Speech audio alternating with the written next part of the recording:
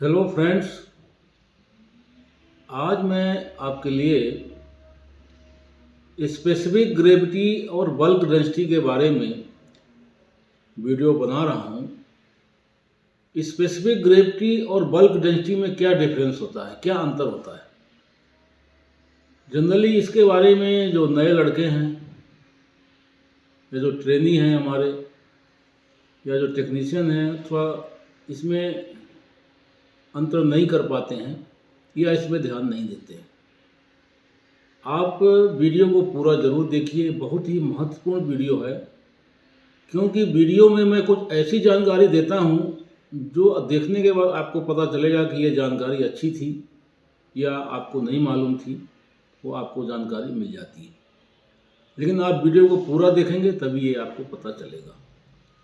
Channel में अभी join का ऑप्शन आ गया है, तो आप ज़रूर ज्वाइन कीजिए।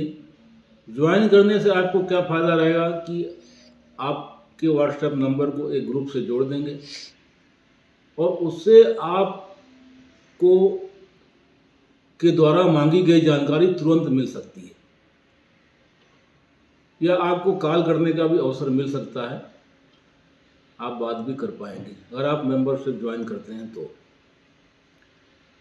अब देखते हैं वीडियो में। ये आपके सामने कुछ इंस्ट्रूमेंट ऑपरेटर्स रखे हुए हैं। देखिए, ये ऑपरेटर्स है, ये इसका जो है बल्क डेंसिटी टेस्ट करने के लिए है। इधर राइट साइड में एक कंटेनर जो है, और ये जो दोनों हैं इनको पिक्नोमीटर कहते हैं। ये दोनों से स्पेसिफिक ग्रेविटी टेस्ट होता है। ये दोनों फाइन एग्रीगेट का स्पेसिफिक ग्रेविटी के लिए है। कोर्स एग्रीगेट का स्पेसिफिक ग्रेविटी के लिए एक अलग अरेंजमेंट है, वो मैं आपको अभी बताऊंगा। तो सबसे पहले मैं आपको ये टेस्टिंग का जानकारी दे देता हूँ कि दोनों को टेस्टिंग कैसे करते हैं। तो किसी भी मटेरियल का कोई भी एग्रीगेट है, 20 mm है, 10 mm है, 40 mm है, या फाइन एग्रीगेट है तो डस्ट है या सैंड है, उसकी हमें बल्क डेंसिटी निकालना है। सपोज बल्क डेंसिटी निकालना है, इसके लिए जो IS कोड है, ASTM IS कोड क्या है, ASTM D2726 ASTM का जो कोड है। और जो इंडियन स्टैंडर्ड है, जो IS कोड है इंडियन, IS 2386 पार्ट 3 तीसरे पार्ट में स्पेसिफिक ग्रेविटी के लिए भी जानकारी है और बल्क डेंसिटी के लिए भी इसमें पूरा प्रोसीजर दिया गया है। अब अगर हमें बल्क डेंसिटी चेक करना है कोई भी मटेरियल का, तो हमें सबसे पहले उसको ओवन ड्राई कर लेते हैं।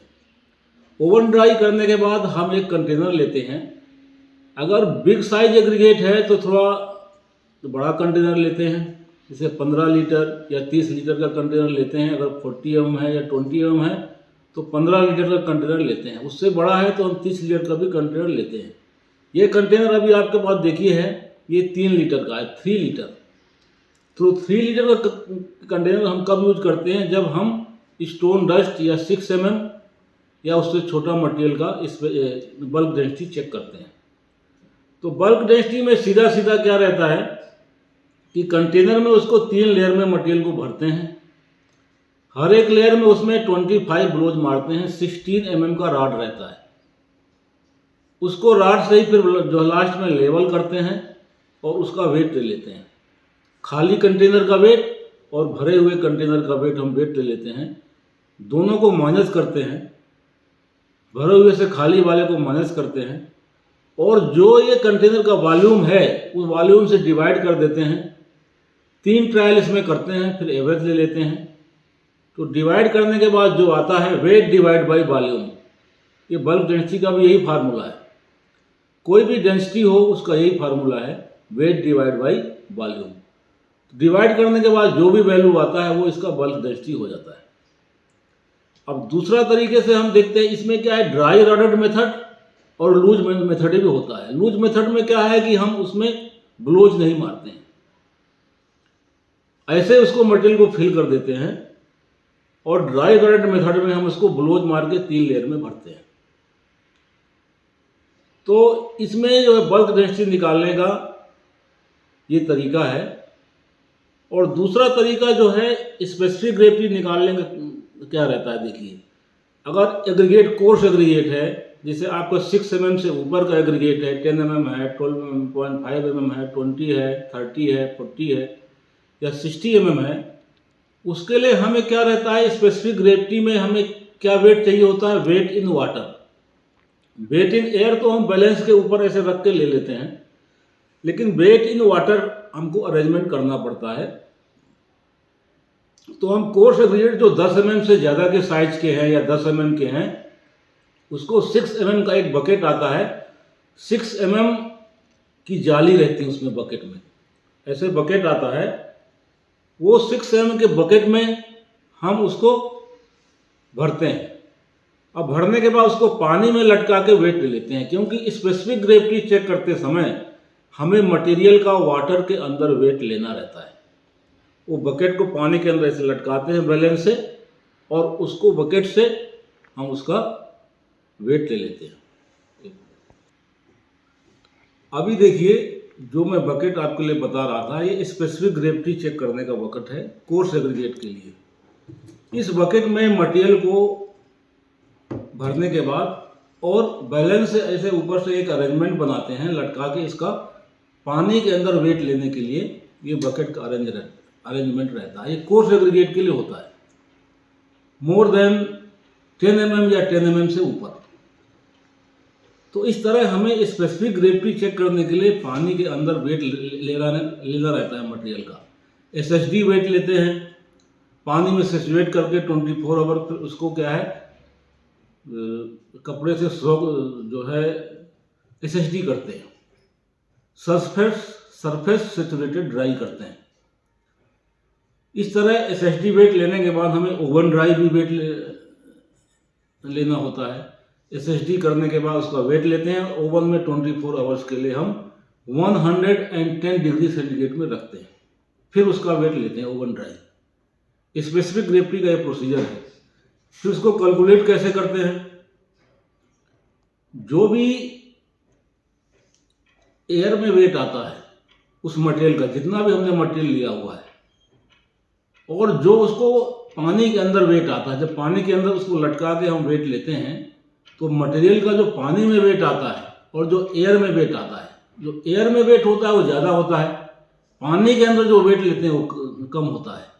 तो air wait minus water weight जब उसको माइनस करते हैं तो उसका वॉल्यूम आता है। इस तरह से इसका वॉल्यूम निकालने का प्रोसीजर है। और फिर जो वेट होता है मटेरियल का, वेट डिवाइड बाय वॉल्यूम कर देते हैं, तो हमें स्पेसिफिक ग्रेविटी मिल जाती है। अब जो स्पेसिफिक ग्रेविटी है वो 2-3 तरह से होती है। ओवन ड्राई है, SHD। जब हम ओवन ड्राई वेट से वॉल्यूम को डिवाइड करते हैं तो ओवन ड्राई स्पेसिफिक ग्रेविटी आती है। SHD वेट से हम जो वॉल्यूम डिवाइड करते हैं तो उसकी स्पेसिफिक ग्रेविटी अलग हो जाती है। Apparent specific gravity, oven dry specific gravity, इस तरह 2-3 तरह की स्पेसिफिक ग्रेविटी है जब हम स्पेसिफिक ग्रेविटी का कैलकुलेशन करते हैं। अब ये तो हो गई कैसे दोनों को चेक करते हैं हम। अब इन दोनों में अंतर आपको समझ में आ गया होगा। वैसे मैं प्रोसीजर आपको इसलिए बताया हूं कि आपको दोनों डेंसिटी है, दोनों वेट डिवाइड बाई वॉल्यूम है, लेकिन दोनों में क्या अंतर है। देखिए, जब हम बल्क डेंसिटी चेक करते हैं तो एग्रीगेट के बीच में भी वाइड्स होते हैं, और जो एग्रीगेट का वेट आता है उससे डिवाइड बाई ये जो कंटेनर का वॉल्यूम है, सीधे सीधे उससे डिवाइड कर देते हैं। पूरे कंटेनर का वॉल्यूम से हम एग्रीगेट के वेट को डिवाइड कर देते हैं। तो एग्रीगेट के बीच में जो वाइड्स होते हैं वो उसके वॉल्यूम में शामिल हो जाते हैं। लेकिन स्पेसिफिक ग्रेविटी में एग्रीगेट के अंदर, एग्रीगेट के बीच में जो वाइड्स होते हैं वो वॉल्यूम में इंक्लूड नहीं होते हैं। जब हम वाटर के अंदर उसका वेट लेते हैं, उन वाइड्स के बीच में वाटर फिल हो जाता है, जिससे जो वॉल्यूम निकालने का हमारा प्रोसीजर है, जो वॉल्यूम है वो केवल जो मटेरियल है, जो उसके पार्टिकल है मटेरियल के, जितना स्पेस वो घेरते हैं उतना ही वॉल्यूम स्पेसिफिक ग्रेविटी में होता है। इसलिए सेम मटेरियल का, सेम वेट का मटेरियल का स्पेसिफिक ग्रेविटी करेंगे तो उसका वॉल्यूम कम होता है, और सेम वेट के मटेरियल का जब हम बल्क डेंसिटी करते हैं तो वॉल्यूम बढ़ जाता है, क्योंकि हमारा वॉल्यूम चेक करने का तरीका दोनों में अलग अलग है। ये सब डिफरेंस मैं आपको बता रहा हूँ। फिर जब बल्क डेंसिटी में वॉल्यूम बढ़ जाएगा तो वेट डिवाइड बाय वॉल्यूम है, तो नीचे वाली चीज़ जो है, जो डिवाइड करने वाला जो पैरामीटर है बढ़ जाएगा, वॉल्यूम बढ़ जाएगा, तो डेंसिटी ऑटोमेटिक कम हो जाएगी। वॉल्यूम बढ़ जाने से सेम वेट के मटेरियल का बल्क डेंसिटी सेम मटेरियल की कम हो जाती है और स्पेसिफिक ग्रेविटी बढ़ जाती है, क्योंकि स्पेसिफिक ग्रेविटी में जो वॉल्यूम है, जो टेस्टिंग प्रोसीजर में सेम मटेरियल का, जो सेम वेट के मटेरियल का वॉल्यूम कम हो जाता है, क्योंकि हम मटेरियल के बीच में और मटेरियल के अंदर जो वाइट्स होते हैं वहाँ तक के वॉल्यूम को हम माइनस कर देते हैं, क्योंकि हम वाटर के अंदर जब वेट लेते हैं तो वो उस स्पेस में वाटर फिल हो जाता है और वॉल्यूम जो चेक करने का हमारा जो प्रोसीजर इसीलिए है कि हम वो वॉल्यूम जो एग्रीगेट के बीच में रहता है उसको माइनस कर दें, या एग्रीगेट के अंदर भी जो होता है वो भी माइनस हो जाता है जब हम मटेरियल को एसएसडी कर देते हैं। एसएसडी करने से उसके अंदर जो इंट्रा एग्रीगेट वाइट्स होते हैं वो भी फिल हो जाते हैं। तो मैंने आपको बताया कि सेम वेट के मटेरियल का, सेम मटेरियल का बल्क डेंसिटी ज़्यादा होती है, बल्क डेंसिटी कम होती है और स्पेसिफिक ग्रेविटी ज़्यादा होती है, क्योंकि वॉल्यूम जो है, इसमें वॉल्यूम का फर्क है, मैंने आपको बताया। इसके बाद इसमें मैंने आपको बताया कि जब हम बल्क डेंसिटी चेक करते हैं तो मटेरियल के बीच में वाइट्स होते हैं, लेकिन स्पेसिफिक ग्रेविटी चेक करते समय हम वाइट्स को कंसीडर नहीं करते हैं। इसमें आपको अंतर मेरे ख्याल से समझ में आ गया होगा। दोनों का जो यूनिट है ग्राम पर सीसी है, इसका भी ग्राम पर सीसी, इसका भी ग्राम पर सीसी, लेकिन जनरली स्पेसिफिक ग्रेविटी जब हम लिखते हैं तो कई बार हम जो है यूनिट नहीं भी लिखते हैं, लेकिन यूनिट दोनों का सेम है, ग्राम पर सीसी, ग्राम पर सीसी, या केजी पर क्यूबिक मीटर भी आप कह सकते हैं, केजी पर क्यूबिक मीटर, इसका भी आप टन पर क्यूबिक मीटर निकाल सकते हैं। जैसे मैं आपको एक और नई चीज़ यहाँ पे बता दूँ आपके लिए, हो सकता है आप बहुत से लोग जानते होंगे, अगर कोई भी डेंसिटी, अगर बल्क डेंसिटी आ गई 1.5 या 1.54 ग्राम पर सीसी आ गई, अब इसको हम केजी पर क्यूबिक मीटर में लिखेंगे तो क्या लिखेंगे?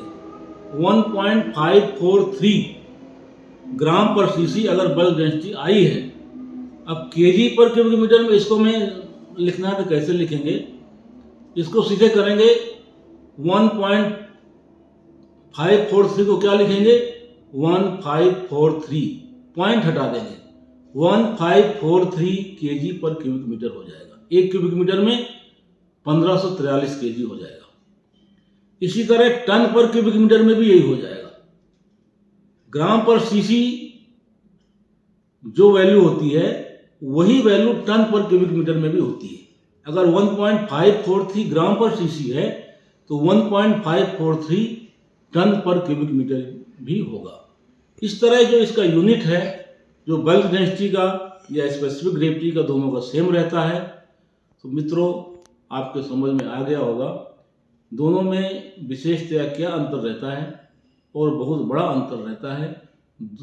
सेम वेट के मटेरियल का बल्क डेंसिटी काफ़ी कम होता है और स्पेसिफिक ग्रेविटी उसके कहीं ज़्यादा होता है। फ्रेंड्स, अभी के वीडियो में इतना ही। धन्यवाद।